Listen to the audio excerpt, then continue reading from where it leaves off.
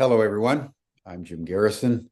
I want to welcome you to this session of Humanity Rising as we complete a 5-day program on whistleblowers.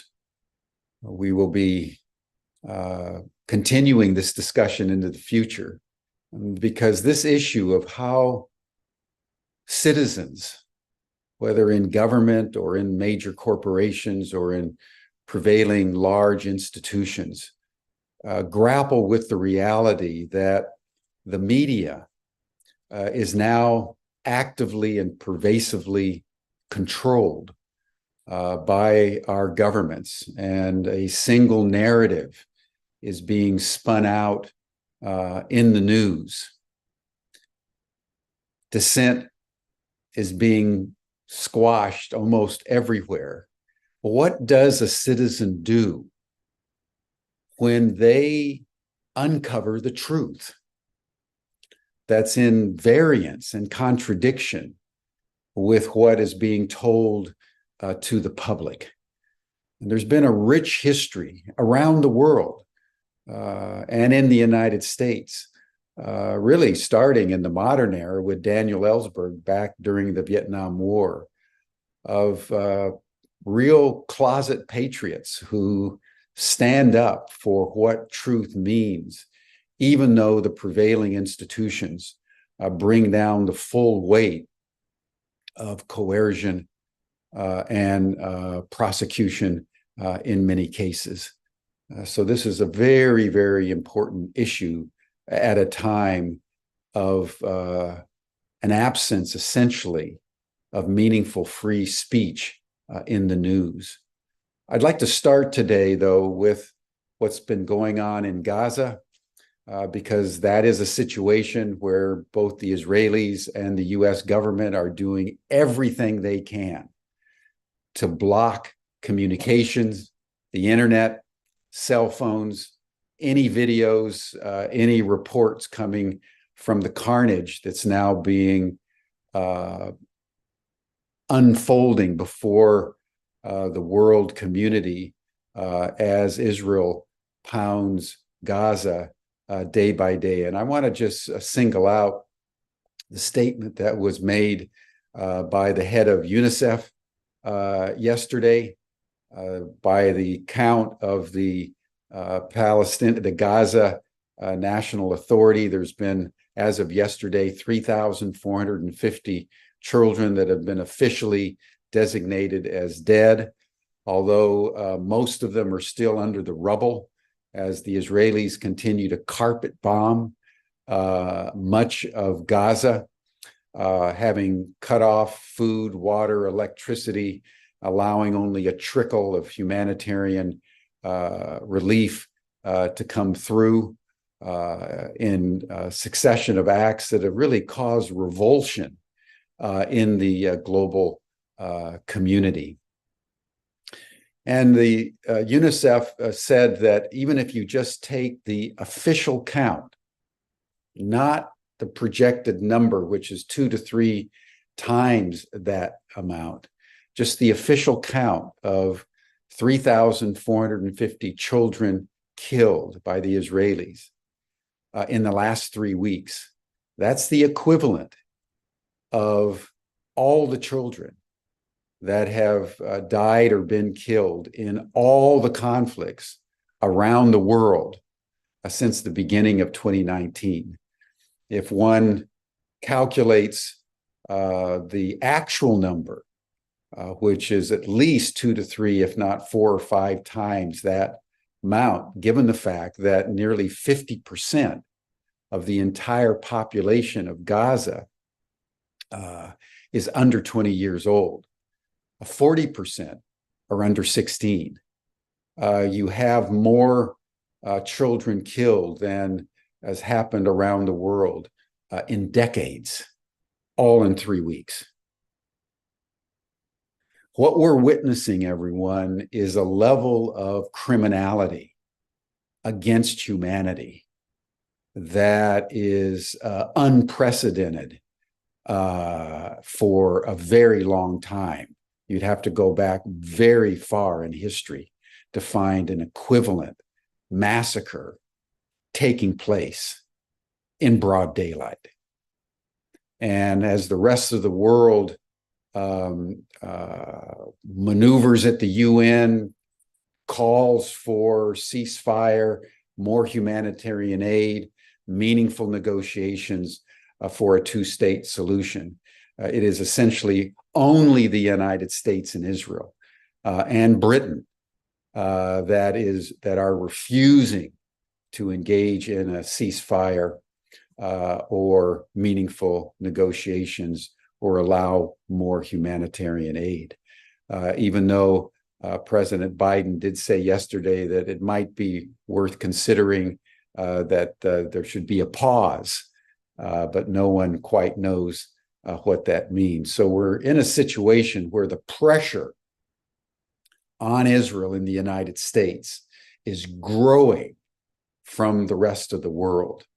And how much longer the Israelis and the US will continue to carpet bomb Gaza, killing massive numbers of civilians in a complete violation of human rights, international law, and engage in a crime against humanity and a crime specifically against innocent children remains to be seen. But we're witnessing probably the greatest debacle of foreign and military policy in a significantly long time around the world. And they're doing everything they can to keep us from knowing what the full truth is. So welcome to Humanity Rising as we continue these kinds of discussions.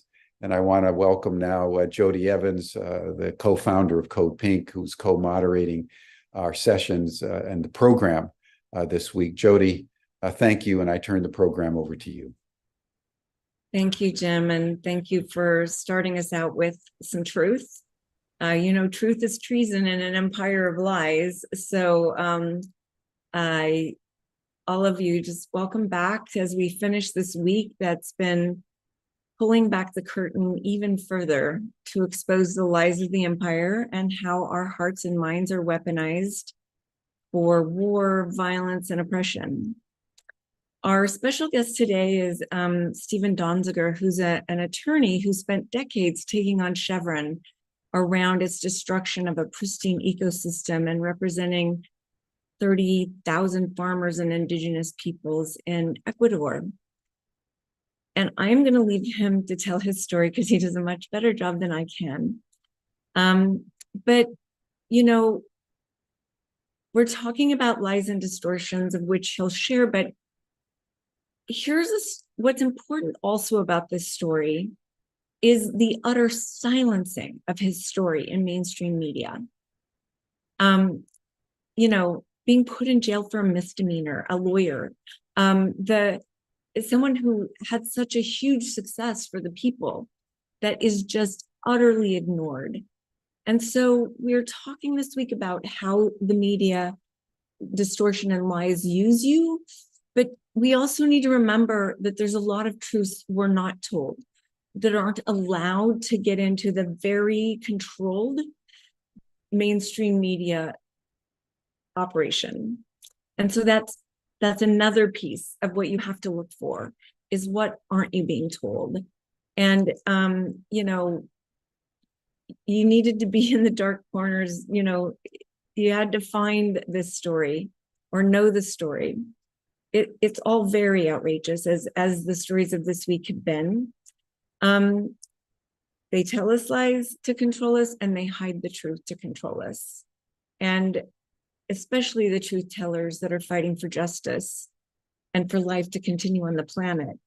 So I want to turn us over to my dear friend Steve, who I have watched fight this battle for many years.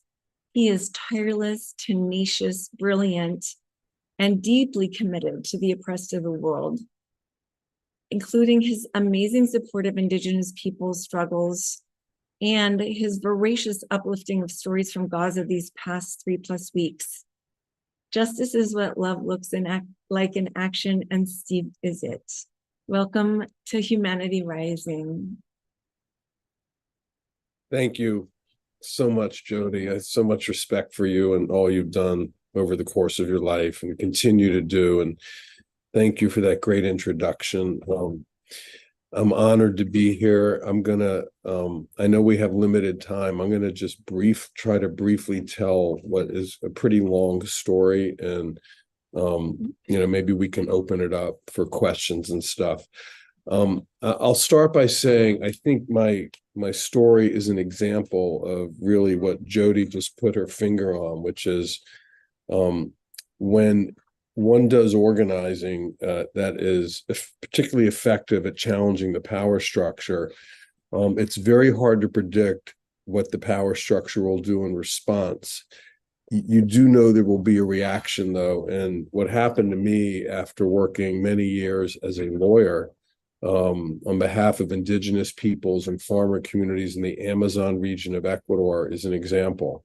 In a nutshell, back in the early 1990s, I began working with a group of lawyers to represent these communities against Texaco, an American oil company that had operated in this region for 25 years and had designed a system of oil extraction that was deliberately dumping literally millions of gallons of cancer-causing oil waste on a daily basis into the rivers and streams that the indigenous peoples of the region were relying on for their drinking water, their bathing, and their fishing.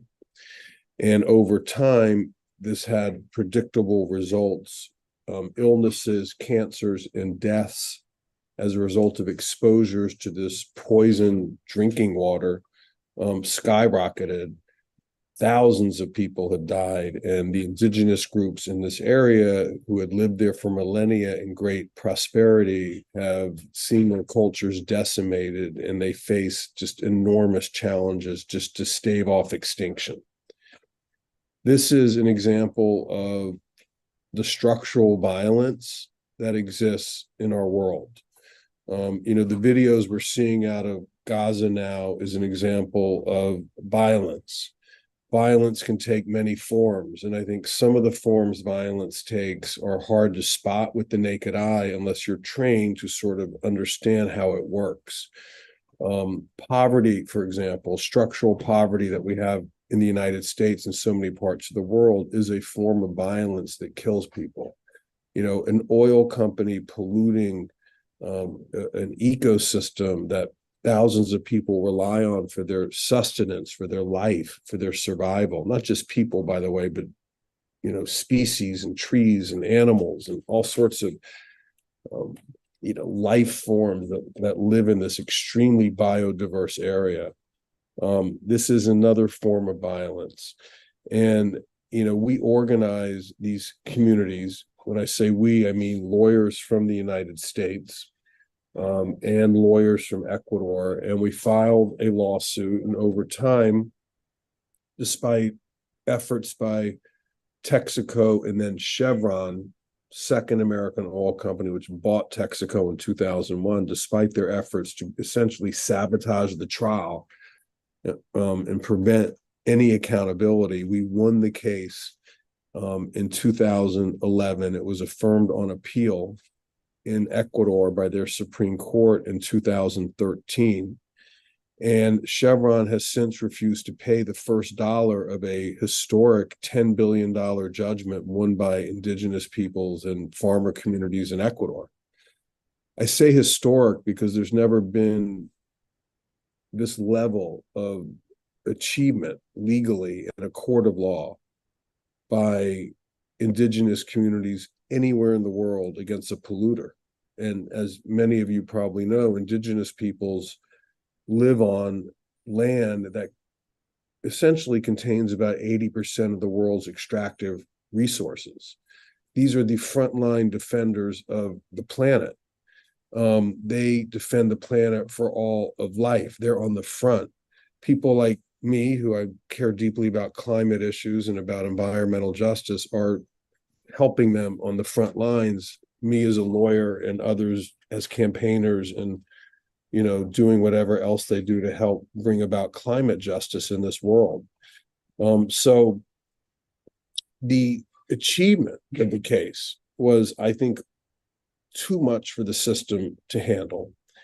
And Chevron, which controlled, was defending the case at the time because they had bought Texaco, decided rather than to pay the people the company had poisoned in Ecuador, they went after me as the lawyer. They targeted me in what is probably the most well-financed, vicious corporate retaliation campaign targeting one person in the history of our country.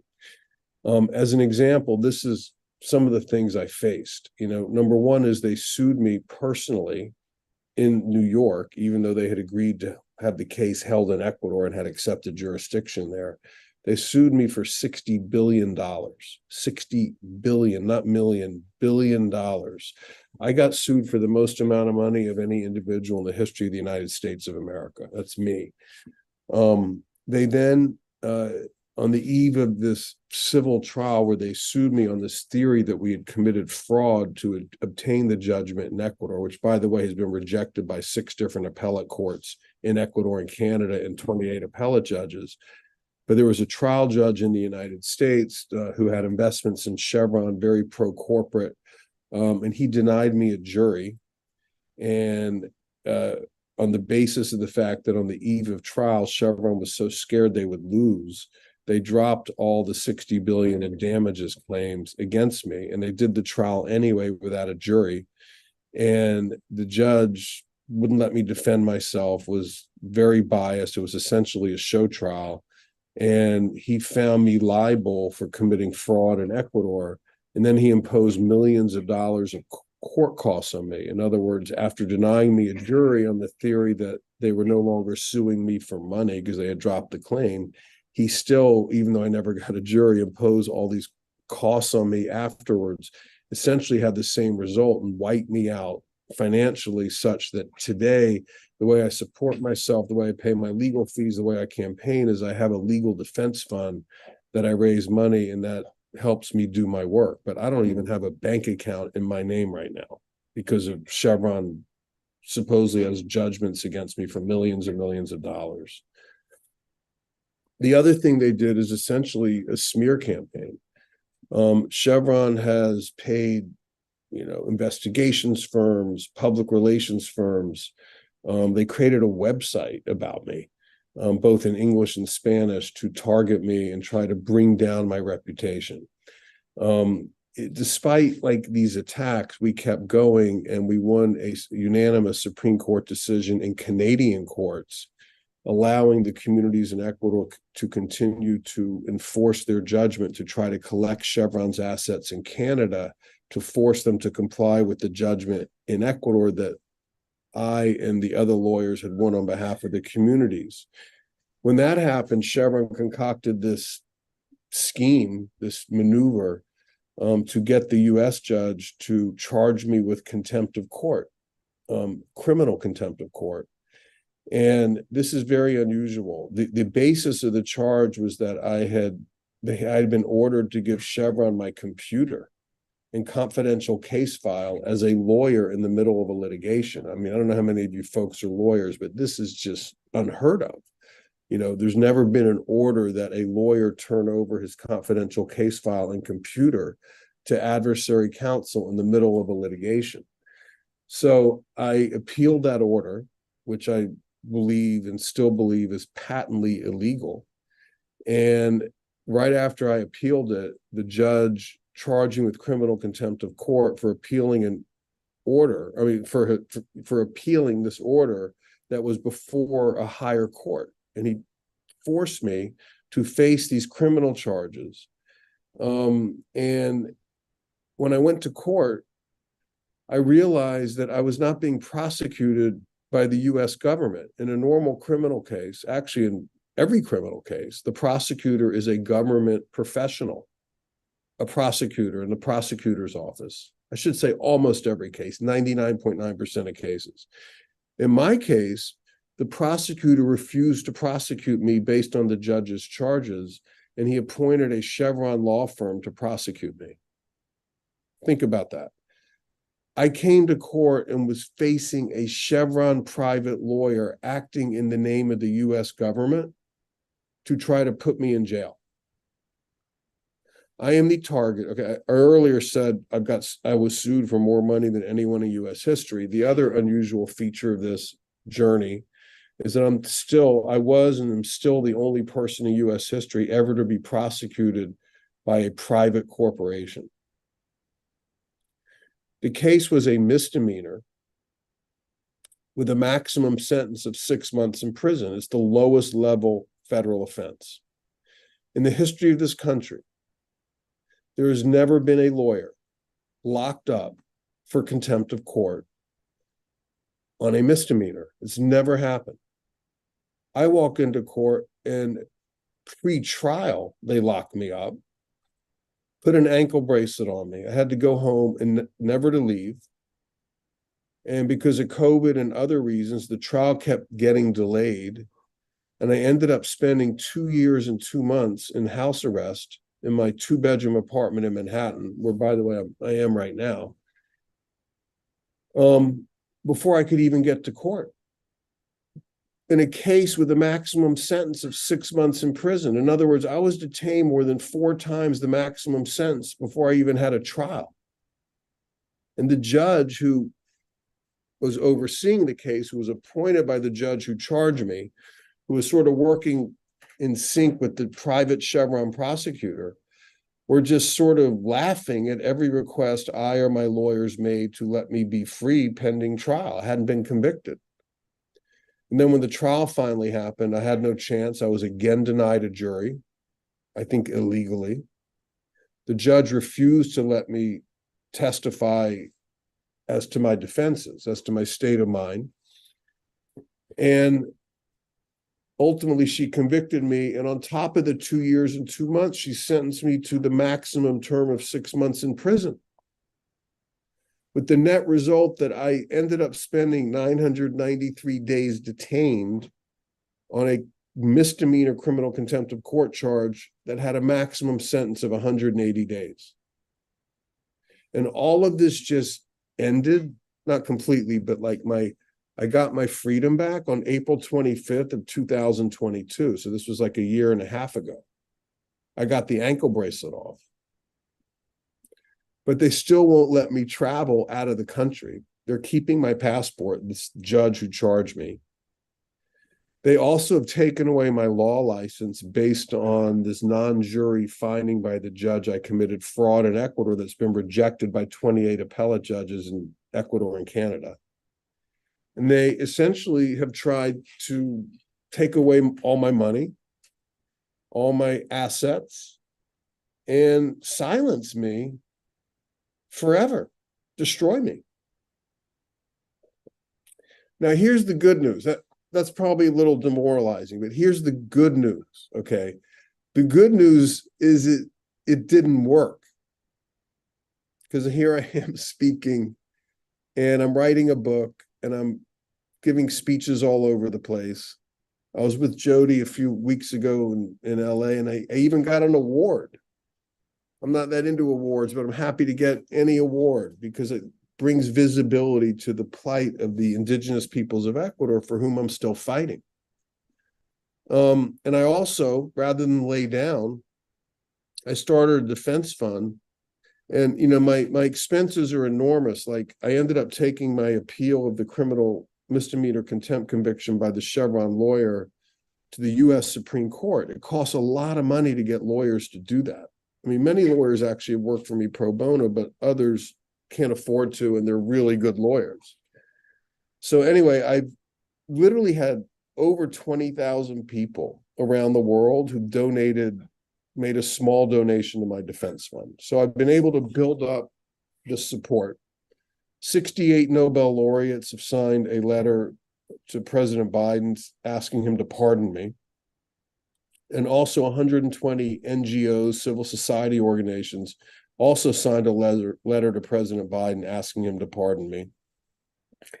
And just so you know, in a few days, I'm going to relaunch my pardon campaign in light of a change of circumstances because the U.S. Supreme Court, 2 justices issued a decision basically saying my entire case should be thrown out. The justices, by the way, are Neil Gorsuch and Brett Kavanaugh, who generally I don't agree with on pretty much everything. They're very conservative and I would say extremist on many issues. But they saw what happened to me and they were really deeply, deeply offended, as I think anybody would be if they believe in the rule of law. So, what are the lessons of all this? And I'll stop in just a couple of minutes and we can open up the discussion. I mean, one is I've sort of learned that when you fight the power structure and you don't get any resistance, you're probably not being that effective. So if you want to be effective in fighting the power structure, you need to prepare yourself to deal with what they might throw at you, meaning you've got to have support financially and emotionally. And you got to have the solidarity to really get through it. That's how I got through this really dark period. And by the way, I live with my wife and son, who's now a senior in high school. He's applying to college right now. But, from 9th grade to 11th grade, he had a dad who couldn't leave the home and had an ankle bracelet. And it's not like we live in a big home. We live in a 2-bedroom apartment in a building in Manhattan. That was my place I couldn't leave from. And I'd sit over here. There's like a window right here. I'll just show you. See this window right here? I'd basically sit right here. I called it my beach, and I just stick my head out the window to get sun in the hours of the day. Particularly in the winter, there wasn't a lot of sunshine, but I had to get vitamin D and just keep myself healthy. I worked out every day, and I was really, really determined to not let them take my happiness from me or my family. And I think we succeeded. And that took a lot of support, a lot of resilience for me personally, for my family.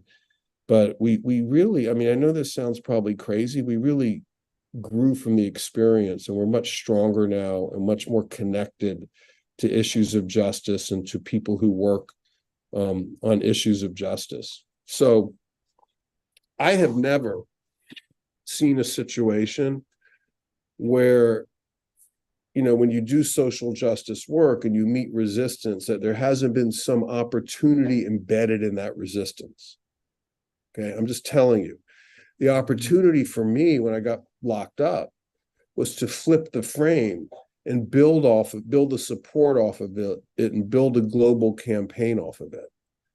So if you're going to go out into the world and do this work, I would really urge you to look at my experience as an example of what the system will do to try to silence you. Like, it'll engage in naked corruption if it's too, if you're too threatening.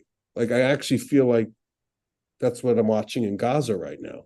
It's like they just don't care what they look like. When they're so hell-bent on carrying out this project, which I believe is one of ethnic cleansing, when they have their moment, when they have their opportunity, they almost don't care what the world thinks. I think they do a little bit, but they just don't mind committing brazen human rights violations on television. You just watch it. It's televised, what we're watching in Gaza. In my case, like, the idea they would let Chevron prosecute me in the name of the US government, and the US Department of Justice would let that happen. Our Attorney General, Merrick Garland, would let that happen. They just get completely naked in their failure to respect the rule of law that they profess to comply with. They get completely naked in their willingness to openly corrupt legal processes in order to achieve their objectives. And I believe that's what they did to me. And I believe that's what we're seeing right now in Gaza. And I believe this happens, unfortunately, with increasing frequency all over the world. We see this with Alexei Navalny in Russia right now. The gentleman who's opposed Putin, and he's now in jail for 30 years on bogus tax fraud charges. And we see this in Atlanta, Georgia. I don't know if you folks know what's happening in Atlanta. On Monday of next week, 61 defendants in a RICO case, a racketeering case, who have been opposing this police training academy called Cop City, and were charged with crimes where they faced 35 years in prison. I mean, many of them were charged with terrorism for engaging in peaceful civil disobedience. And we're seeing the law being turned into a weapon to attack activists more and more.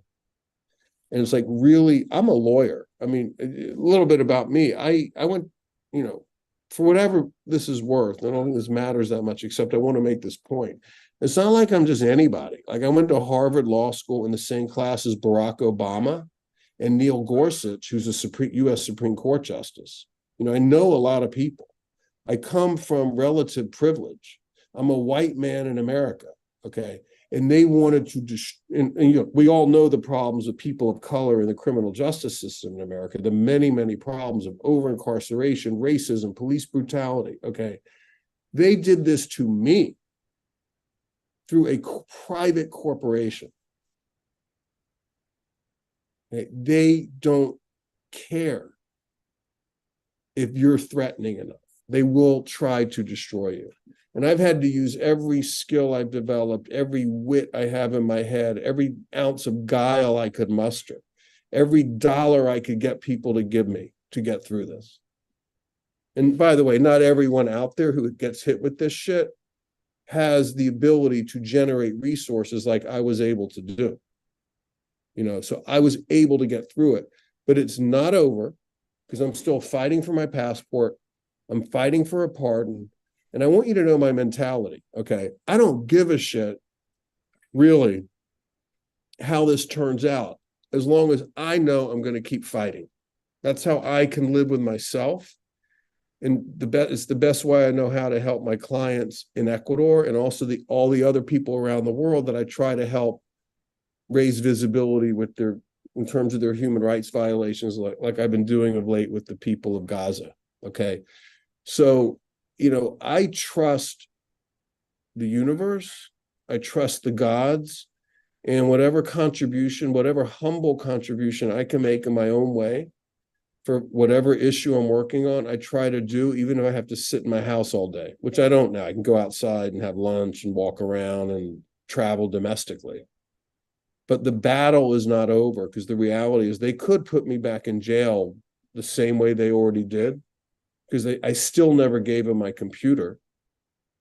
And the judge in Chevron, if they feel I'm threatening enough, could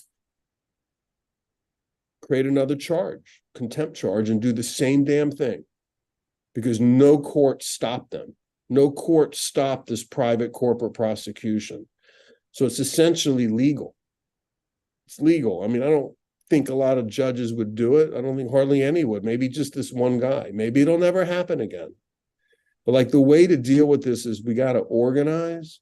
I want you folks to know about my case. I do need help. The more visibility and support I have, the harder it is for them to go after me again. And, you know, many of you, or thousands of people out there, have tried to help me and have helped me. And without that support, I never could have gotten through this.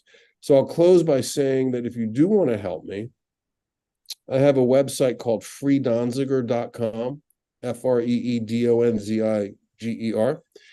And on that website is a lot of information and a button to donate to the defense fund. I'm not saying this because I want you to donate. Of course, I mean, if you can donate, great, but I really want you involved and aware of what I'm doing. And especially as we launch this renewed pardon campaign, I'd love to have everyone sign on. We're going to do a global petition once we launch in a few days. So I'll close there and open it up and see if there's any questions. Thank you. I mean, I don't know how many times I've heard this story, I've lived through this story, and every time it's just, I get so outraged. And you're so right. It's that experience of absolute no justice. And that, especially, I think, to be an attorney and knowing what is supposed to be there that is not only not there, but the opposite is happening. And I think you're right to compare it to what's happening in Gaza right now. that yet again, it's because it's about you, but it's also about those 30,000 people you were representing Right. that don't even get mentioned, that are dying of horrible deaths, that had a pristine paradise to live in that got destroyed. That, that's 30,000 people whose lives were just turned upside down with absolutely not a care. Yeah. And again, in that same way as we're witnessing right now, that actually people in power and people with money can basically look at them, I mean, in ways worse than animals, like not human, not to be cared about. So yeah, it's a window into so much. I'm just curious because I and everybody should follow Steve on all his social medias, because his passion doesn't end with his case or with his self, but with so many others, that he's constantly uplifting where the oppressed are being beaten back and where they are fighting, and where the conversation works to undermine what that fight means, what justice means, that even the distortion of what is happening is contorted at a level that is hard to find your way out of, because it's so lost in a dark place that you actually don't even want to follow the trajectory. And even the top city he mentioned is connected to Israel, and that a lot of the most violent training in the world, in Latin America and in the United States, comes from the IDF in Israel. And now we're watching that cold, brutal murdering happen daily in the most horrific ways. So like you said something really important about what it's like to tell the truth and what will come at you, and to be ready. And so, having that courage. But maybe you could just talk about, how did it affect you? Because you were already fighting for justice your whole life. This isn't the first case. Right. You've done some amazing shit in your life. The case is yours because you were always fighting for the press, always fighting, where your fight was needed. And so it wasn't new to you, oppression and power, but in having the personal experience of it, did you see power in a different way? White male Harvard graduate, betraying your class. Yeah, I mean, I that's an interesting question. I mean, I think one reason they went after me with such ferocity is because I am a white privileged male who betrayed my class. That is really threatening to them. I'm like in a much deeper way than another non-white person doing what I did. And I was also able to leverage my Harvard credibility to get a lot done, and they wanted to destroy me. I mean, I was a terrible symbol to not just the Chevrons of the world and the fossil fuel industry, but also the whole corporate class. I mean, they don't want, the elite law schools in the United States to produce lawyers like me. And the crazy thing is, I mean, I just spoke at Columbia Law School 2 weeks ago. It's literally 10 blocks from here. And I've been working on this case 28 years. I went 27 years living like right nearby Columbia. Well, not a whole 27. I've lived here since 2006. So like 16 years. I never got invited to speak at Columbia Law School until last year when a student group invited me, and it was packed. I mean, there must have been 150 people line out the door. And I realized, not just from that talk, but like lots of talks I've given to law schools, there is such a hunger, such an appetite from students, from law students, from other students to figure out how to do this work. And there are no courses or professors in these law schools who teach this. Well, why? Well, first of all, generally you don't get on a law faculty by doing this work.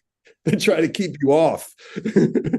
But I really love teaching. And I think there's something here, and I'm talking to some other lawyers about forming an online law class to teach this work, to teach how to do human rights work, especially against corporations.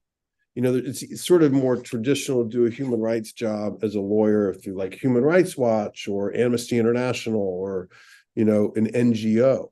But like when you're going after a corporation like Chevron, and literally, by the way, I didn't mention this, they've spent $3 billion going after me. Okay, they have used 60 law firms and 2,000 lawyers. When I was litigating that case where they sued me for 60 billion, I had 150 lawyers on that one case, and I was representing myself alone. It's called pro se.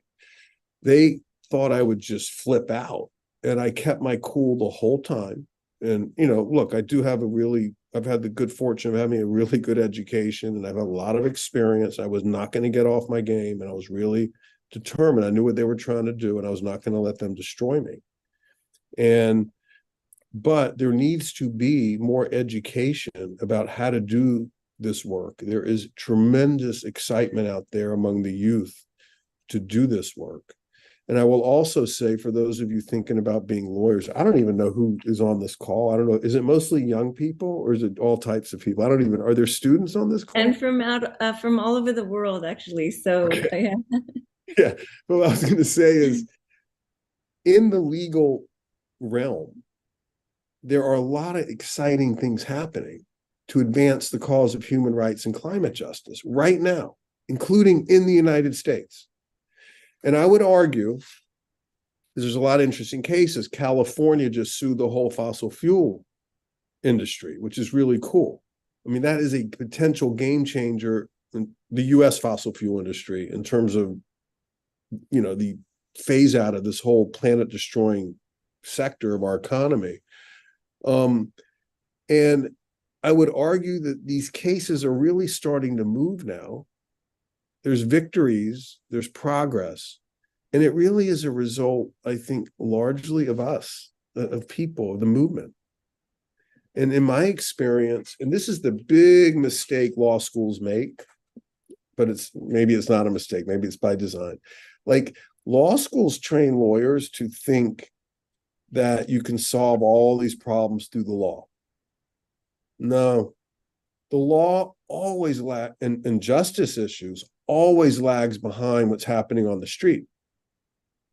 So, you know, as the climate movement has grown stronger, and it certainly has over the last year, 2 years in particular, all over the world, great leadership, so many countries, so many activists, so many people putting their bodies on the line, engaging in civil disobedience, forcing the conversation. And then, of course, the objective reality of the destruction of the planet is evident to everybody, even judges or have to live with this shit, right? Like in New York, we had smoke that enveloped Manhattan last summer, and every judge was, you know, just like I was and everyone else, had to deal with it. And we are seeing tremendous progress. Not enough, but it's because it's coming from us.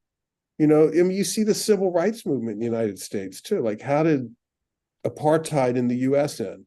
They call it segregation. It's apartheid, folks. Okay, we had apartheid in the United States. Okay, it ended because of the movement, because of people, the civil rights movement, which is a broad, you know, obviously led by people of color, but a broad coalition of people. So, and I would say that that's true about Gaza. I mean, yeah, I would totally agree. Yeah, the first cast led in 2009. We were out in the streets. Nobody was with us. People used to think they could beat me up because I was, you know, championing Gaza. And we took 1,000 people in 2009 to visit, and every single one came back, barely could talk for a month because of the reality that they were denied. So that goes back to a denied reality, that if you're, you know, there's very few reporters in Gaza, film crews can't get in, no one can get in. So here again is this silent place that we had to build the friendships for and the truth about, that wouldn't have let it even be what it is in this moment, because the lies would have been spun in such a way to use everyone. But we've been able to pull people off of the lie into the truth over the last 13 years, to make that breadth, you know, bigger. as more people are being educated in the last 3 weeks. Well, Jim, I wanted to know if you wanted to ask a question before we let Steve go. Did I lose you? Looks like we lost Jim. Oh no, here he is. I am here, and Steve, I'm astonished because I'd known about you generally, but I have to say, I had no idea the extent to which they've gone after you. I don't know. You know, I spent a lot of time with Danny Sheehan, who I'm sure you know is this I know great Danny is probably the lawyer in the world I most admire. I just love that guy. Yeah. Well, I was just thinking we got to get Danny in on this one. I'm just writing it down. I got to call him. I owe him a call. Yeah. We got to bring in reinforcements, Matt. You know, this is he was on Wednesday. Oh, he was. Okay. Yeah, he's a very close friend of mine since our Harvard days, and you know, he's got, as you know, he's got a rare intelligence that can really penetrate to the core of things, and I think he's never lost a case. I don't know, but he's batting close to 1,000 after 50 years in the law courts, but I just want to express my deepest sympathy to what you've been through, because you're right, it's unprecedented. Yeah. And why Chevron would take such an extreme action against you around something like this seems puzzling, because they treat indigenous people with such disregard systematically. It didn't seem like they needed to take you on and wipe you out in addition to their normal patterns of behavior. So you must be an extremely good lawyer in your own right. I was going to say, you got to do something big to get sued for Yeah, right. Well, you know what Lyndon Johnson used to say, that you can measure a man's stature, he said, by the stature of his enemies. That's good. And I gotta of course, he was remember that. talking about Washington politics. Right. That's really good. Yeah, but what I'd like to know, knowing you have to go, how can we help? Because I want to help you. I want to, if you can put in the chat, you know, your website or defense fund. I put it in the chat, Jim.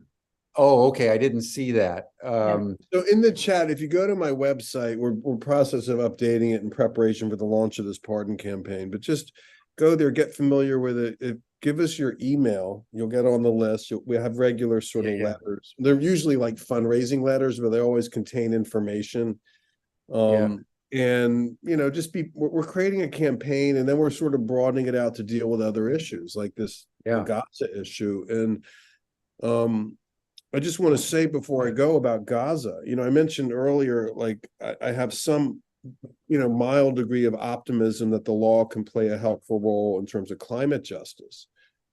You know, the obvious next step in the Gaza, what we're witnessing in Gaza, is a war crimes prosecution of the people in Israel, including Netanyahu, who are the architects of what is a mass civilian slaughter. Some people call it genocide, and I think there's ample evidence, like legal evidence, factual evidence, that this is a genocide, just based on what the Israeli officials have been saying, out of the words out of their own mouths.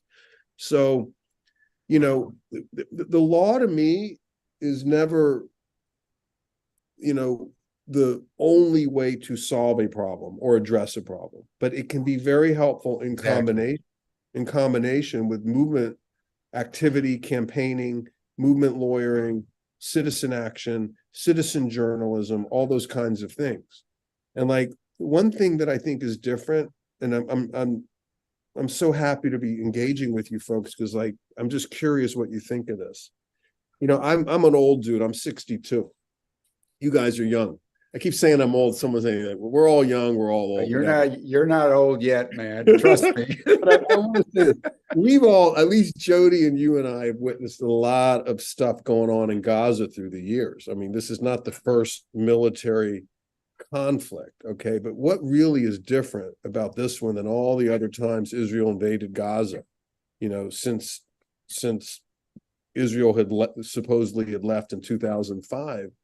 I mean, one main difference that I've noticed is social media. Yeah. Like there are so many people in Gaza who are documenting these atrocities committed by the Israeli government and spreading them out to the world, that the information environment, which as we know, Israel, all these big countries and their militaries spend a lot of time trying to control how people think. The information environment has become very unfavorable to Israel. I mean, in recent days, recent weeks, Yes. it cannot be denied Unprecedented. that all the brave citizen journalists in Gaza, people, photographers, just regular folks with their phones have completely reshaped how people think about this compared to, say, a month ago. I mean, it's extraordinary. So my point is, I don't think the Israeli government or any government can hide human rights crimes, war crimes, like they used to be able to. And I think all of these videos, all of these people documenting these atrocities are going to be potential witnesses in a war crimes prosecution, which to me is the next phase to prevent this kind of thing from continuing to happen again and again and again. So getting rid of this legal impunity around Israel and around the United States and around many Western leaders.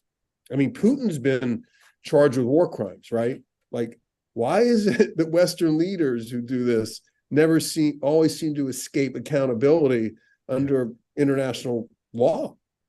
So I think that's the next move for the global justice movement as regards Gaza. I mean, obviously beyond getting this madness to stop and saving as many lives as possible and protecting the right of Palestinians to self-determination, like those have to be key. But part of that process, I think the law can play a critical role in imposing accountability on the people who are doing this. Well, one thinks of George Floyd. Yeah. No one would have ever heard of his murder had it not been for that teenage girl with her iPhone. That's just right. Simply recording 9 minutes of a guy being suffocated to death with a cop's boot on his throat. Yeah, and people, I would urge social media matters for sure. Yeah, and whether you're a lawyer, citizen, whatever you do, keep your camera handy, because you never know when you're going to be in a situation where you can change how millions of people think if you can document something. And it's no accident, by the way. I read from Columbia Journalism Review just yesterday. Do you know 39 journalists covering the war, it's not even a war, this whatever the hell you want to call it, in Gaza have been killed since October 7th? 30 and their families and their families targeted. Clearly, Israel is targeting journalists for precisely this reason. Mm-hmm. Israel doesn't want the truth tellers, the people, the journalists. I used to be a journalist. This cuts really deep for me. The journalists are being targeted and murdered to prevent truth from getting out. And it's not working, obviously, because it's getting out, but it's awful. So anyway, I'll stop there. I'm sort of a little bit on my high horse. It's so unbelievable. I think we're all on our high horses these days. That's because they've gone so low. Remarkable. This has been just remarkable. And I'd like to have you just take a moment, Steve, just to summarize anything you would like to say finally to our global audience. And then Jody, why don't you make a close and then we'll end the program. But Steve, what would you like to share? Thank you. I don't really know what more I can say, except I guess I'll leave with two thoughts. One is thank you for having me. I'm truly honored. People invite me and they think they're imposing on my time, but the truth is I love it because it's curative for me to share my story. It makes me feel better. The second thing is never give up. Have hope. I know the world can look really difficult, but, as someone well-known, far more well-known than me once said, the night is darkest in the hour before the dawn. We're never that far away from the next phase of light, justice, and progress. I'm not saying it's easy. It's not. And I'm not saying it's around the corner. It definitely is not. Okay.